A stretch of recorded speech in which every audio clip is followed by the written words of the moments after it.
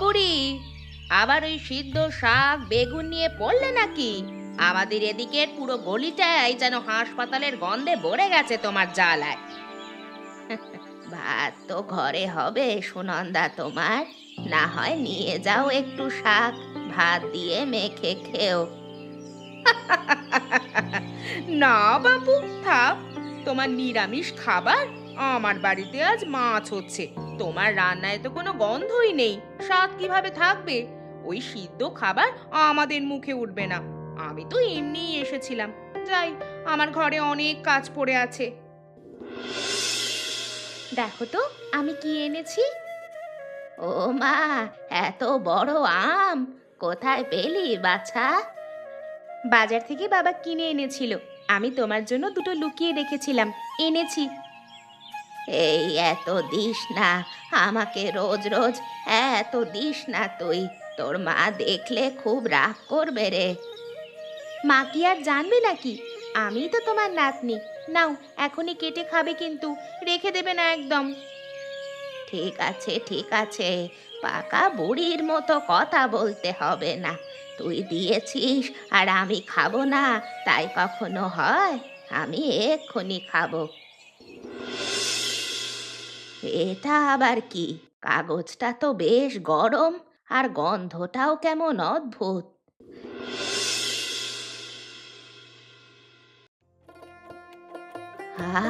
এ কি? এ তো অসাধারণ খাবার, এখানে কেন ফেলে গেছে? আহ, কি স্বাদ! বাপরে! দিদা, তুমি? না রে মা, আমি শুধু একটু মানে দেখছিলাম। ওটা তো আমি ইচ্ছে করেই রেখে এসেছিলাম, বাড়িতে সবাই খেলো, বাকিটা ফেলে দেওয়ার কথা। আমি ভাবলাম তুমি একবার খেয়ে দেখো, তোমাকে সরাসরি দিতে গেলে তো নেবে না, তাই এইভাবেই তোমাকে খাওয়ালাম। কি করেছিস রে মা? এ কি জাদুকরি খাবার নাকি রে? হে জীবনে এমন স্বাদ কোনোদিন জিভে যাবে তা তো কল্পনাও করতে পারিনি। একটা কথা মনে রাখবে দিদা, বাসমতি চাল ভালো করে ধুয়ে নিতে হবে, কমপক্ষে আধা ঘন্টা ভিজিয়ে রাখতে হবে কিন্তু, না হলে ভাত গলা হবে। আর নরম ভাতে কিন্তু বিরিয়ানি ভালো হয় না। উফ, তুই কি যে করছিস! এত কথা, এত নিয়ম আমার এই বুড়ো মাথায় তো ঢুকবে না বাছা। তারপর? তারপর এগুলো সামান্য তেলে ভাজবে গন্ধ ওঠা পর্যন্ত, গন্ধটা হবে একটু মিষ্টি মিষ্টি, বুঝলে তো? তারপরেই কাঁচা মরিচ আর পেঁয়াজটা দেবে। শুধু গন্ধ শুঁকেই বোঝা যাবে? অবশ্য এই গন্ধগুলোই তো রান্নার আসল মন্ত্র। হ্যাঁ দিদা, কিন্তু একটা জিনিস মনে রাখবে যে এই রেসিপিতে কিন্তু মুরগির মাংস লাগবে। আমি তো আবার, আমি তো আমিষ ছুঁই না, আজ 50 বছর হয়ে গেল। ভুল করে ওই একবার খেয়ে ফেললাম বলে এখন আবার মনের ভেতর থেকে গ্লানি যায়নি। আমি জানি দিদা, তোমার প্রতিজ্ঞার কথা আমি জানি, কিন্তু ভাবো তো, যদি কখনো আমার খুব ইচ্ছে করে আর আমি বলি দিদা আমাকে 1 প্লেট বিরিয়ানি রান্না করে দাও, তুমি কি তখন ফেরাতে পারবে? শুধু মশলা আর চাল দিয়ে তো হবে না তখন, তাই আসল জিনিসটা শিখে রাখোই না। তুই খেতে চাইবি আমার হাতে বানানো? আর জীবন চাইবো, তুমি তো আমার নিজের দিদারই মতো। ভালো, তবে তোকে খাওয়াতে আমারও ইচ্ছে হয় রে রাধিকা, আর প্রতিদিন প্রতিবেলা। বেশ, যদি কখনো তোর খুব ইচ্ছে হয় তখন যত নিয়মই থাক, আমি শিখে রাখবো তোকে খাওয়ানোর জন্য। ধন্যবাদ দিদা। না রে মা, ধন্যবাদ দিতে হবে না, তুই যে আমাকে নতুন কিছু শেখাতে চাইলি সেটাই অনেক।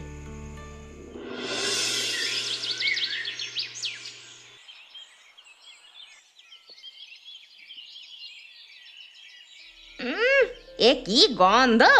কাছাকাছি কোথাও যেন মাংস মশলার ঘ্রাণ বেরোচ্ছে।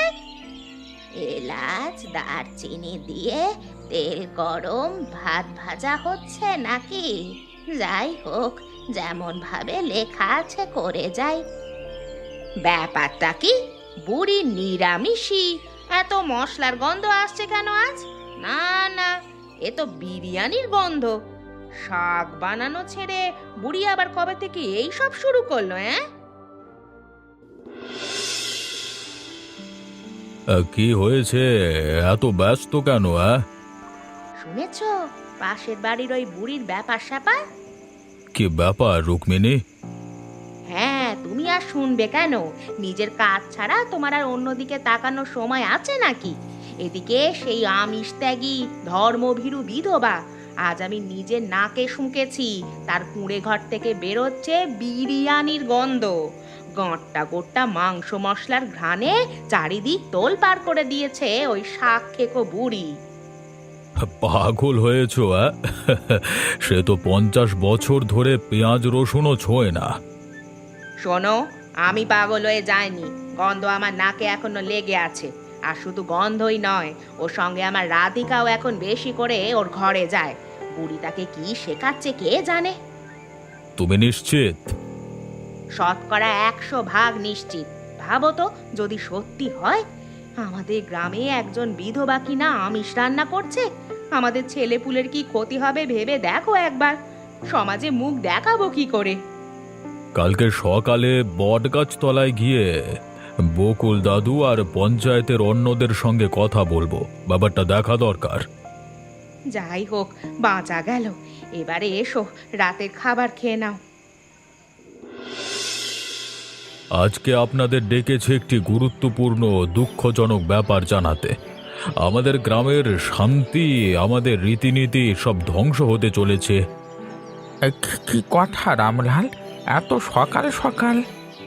কথা হলো, আমাদেরই একজন যিনি সারা জীবন সংযমের প্রতীক হয়েছিলেন, তিনি আজকে সেই সংযম ভেঙে ফেলেছেন বলে সন্দেহ হচ্ছে আমাদের। কে? সরাসরি তার নামটা বলো।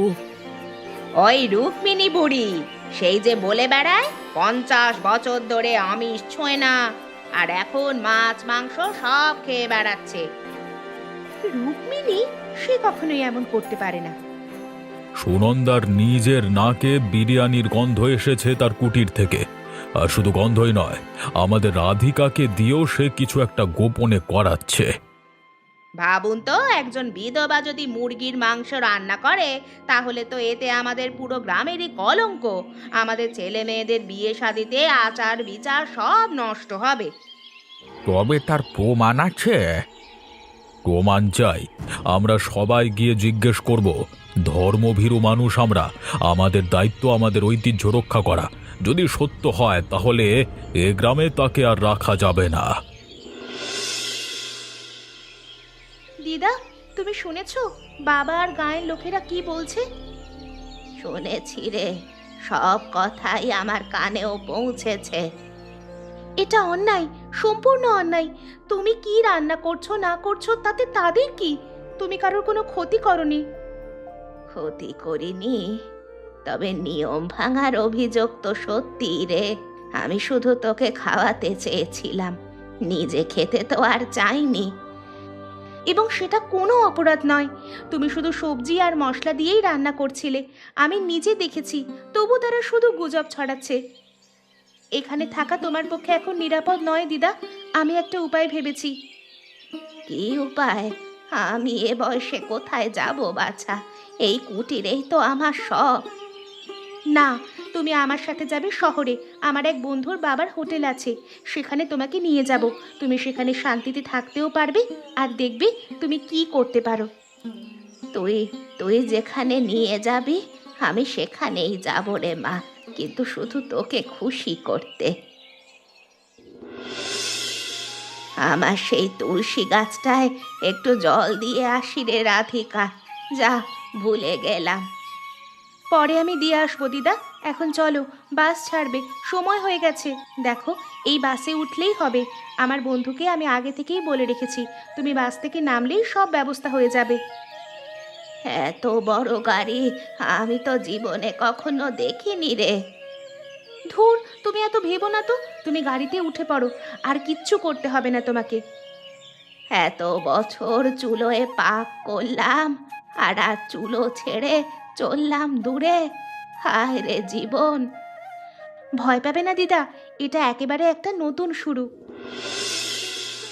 শ্যামদা, কালকে সেই বড় অর্ডারটা নিয়ে চিন্তা হচ্ছে। আমাদের রাঁধুনি বলেছে এই একা তার পক্ষেই এত বিরিয়ানি একেবারে করা সম্ভব না, সহায়ক একটা চাইই চাই। হ্যাঁ, সেটাই তো সমস্যা। ভালো হাতের লোক না পেলে আবার বিরিয়ানির মান যাবে। এদিকে সময়ও কম, কি যে করব ভেবে পাচ্ছি না রে বাবা। শ্যাম আঙ্কেল, ও আরে রাধিকা, আরে এসো এসো এসো। আর সঙ্গে এটাকে। এই হলেন আমার রুক্মিণী দিদা। আমরা তোমার সাহায্য চাই কাকু। সাহায্য? কিসের সাহায্য? হ্যাঁ, মানে দিদা অসাধারণ রান্না জানেন, বিশেষ করে বিরিয়ানি। বিরিয়ানি? দেখি তো। কিন্তু আমাদের এখানে তো খুব জোর কাজ, খুব বড় অর্ডার আছে একটা। একবার চেষ্টা করতে দেন, নিশ্চয়ই পারবো, যদি কিছুটা সাহায্য করতে পারি। কেন নয়? গোপাল, ওই কোনার ছোট চুলাটা একবার জ্বালিয়ে দাও তো, দেখি কি করতে পারেন। কেমন লাগছে কাকিমা? আমাদের এখানকার যন্ত্রপাতিতে কিছু অসুবিধা হচ্ছে না তো? আমার মাটির চুলার চেয়ে তোমাদের চুলা তো অনেক জোরালো বাবা, কিন্তু কাজ চালানো যাবে, চিন্তা নেই। ঠিক আছে, মন দিয়ে করুন, আমি পাশে আছি। রাধু, একটা বড় কড়াই আর 1 কাপ দই দাও তো বাবা। ওহে, ওনার হাতের কাজ দেখে তো মনে হচ্ছে যেন বছর 40-এর অভিজ্ঞতা একসাথে উজাড় করে দিচ্ছেন। আহারে, 2 বুড়ির এক রান্নাঘরে বিরিয়ানি রান্না। আরে এ তো একেবারে মিলে গেছে। এক বুড়ি আমাদের রাঁধুনি, আর এক বুড়ি হচ্ছে রাঁধুনির নাতনি রাধিকা। কি শ্যামদা, বলো তো কি হলো? কিছু কি ভুল হয়েছে? এত বছর হোটেল চালাচ্ছি, আজকে বুঝলাম আমি আসলে কিছুই জানতাম না রে। মানে? এই বিরিয়ানি এ শুধু মাংস আর চালের খাবার নয় রে গোপাল, এতে আছে মমতা, আর এর সাথে মিশে ঠিক যেন বাড়ির মায়ের হাতের রান্না রে। কিন্তু তার চেয়েও একটু বেশি, একটু যেন জাদু মিশে রয়েছে, বুঝলি? আহা, বলেছি তো, বুড়িমা মানে কাকিমার হাতে যেন স্বয়ং তিনি বিরাজ করছেন। কালকের বড় অর্ডারটা আমাদের ফাটাফাটি হবে। না না, শুধু কালকের অর্ডার নয় গোপাল, কালকে সকালে ওই কাকিমার সঙ্গে কথা বলবো। এই জাদুর হাত আমার হোটেলে চাই চাই বরাবরের জন্য। কাকিমা, আপনার রান্না আমরা গতকাল খেয়েছি। বাড়তি কোনো কথা ছাড়াই বলে দিচ্ছি, আমার হোটেলের ইতিহাসে এত সুস্বাদু বিরিয়ানি আর কেউ তৈরি করেনি। আপনি খুব দয়া করেছেন বাবু, আমি তো শুধু চেষ্টা করছিলাম। দয়া নয়, সত্যি কথা। আমি আপনাকে একটি প্রস্তাব দিতে চাই। আমাদের এখানে রান্নাঘরে যোগ দিন। আপনি শুধু বিরিয়ানি রান্না করবেন, বাকি কোনো চাপ নেই। আপনার মতো হাতের জাদু আমাদের দরকার। আমি এখানে চাকরি? না না, আমি একজন বৃদ্ধা গ্রাম্য নারী হয়ে আমি কি আর পারবো? আপনার বয়স বা গ্রামের ব্যাপার এখানে বিবেচ্য নয় কাকিমা, বিবেচ্য শুধু আপনার হাতের দক্ষতা। আমরা বেতনও দেব ভালো। আপনি এখানে থাকবেন, খাবেন আর শান্তিতে রান্না করবেন। যদি আমি রাজি হই, আমার একটি শর্ত আছে।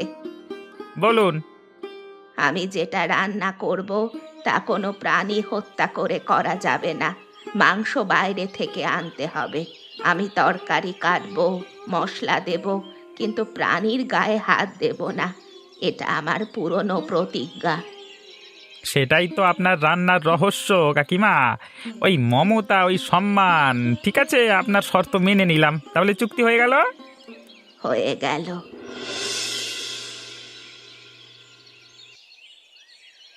এই মাসের টাকা কাকিমা, শ্যামদা বললেন আগের চেয়ে 1000 বেশি দিতে, তাই দিয়েছি। মা, এই নাও ছেলের ওষুধের জন্য, আর মেয়েটার নতুন বই কিনে দিও এটা দিয়ে। দিদি, তুমি সত্যি মহান, তোমার মতো আর আগে কাউকে দেখিনি গো। না মা, আমি কেউ নই, আমিও তোমার মতোই এক বুড়ি। ভাগ্যে একটু কাজ জুটেছে, তাই ভাগ করে নিচ্ছি। কাকিমা, আপনি তো সব টাকায় বিলিয়ে দিচ্ছেন, নিজের জন্য কিছু রাখছেন না? আমার জন্য কি দরকার বাবা, নতুন কাপড়, আমার তো পুরনোগুলোই বেশি ভালো লাগে। আমার বয়স হয়েছে, এই যে এই টাকায় একটা শিশু ওষুধ পেল, একটা মেয়ে বই পেল, এটাই তো আমার সবচেয়ে বড় অলংকার। ডাক্তারবাবু বললেন জ্বর কিছুতেই নামছে না, কিছু খেতে পারছে না, শুধু জল চাইছে আমার ছেলে। কি করব গো? শহরের বড় ডাক্তারের কাছে কালকে নিয়ে যাব। আর টাকা, সেই বড় ডাক্তারের ফি দেবে কি দিয়ে? আর ওষুধ, ওসব জোগাড় হবে কোথা থেকে? যদি আমরা ওই সময় ওই বুড়ি, মানে ওই রুক্মিণী কাকিমার থেকে যদি কিছু সাহায্য চাইতাম। শুনেছি আজকাল সে বড় মানুষ হয়ে গেছে, মাসে একদিন গ্রামের বাড়িতে এসে দান ধ্যান করে যায়। দিদা, আপনি নিশ্চিত আপনি নিজেই দিতে চান? হ্যাঁ রে মা, আমিই দেব, কিন্তু তুই পাশে থাকিস আমার শুধু।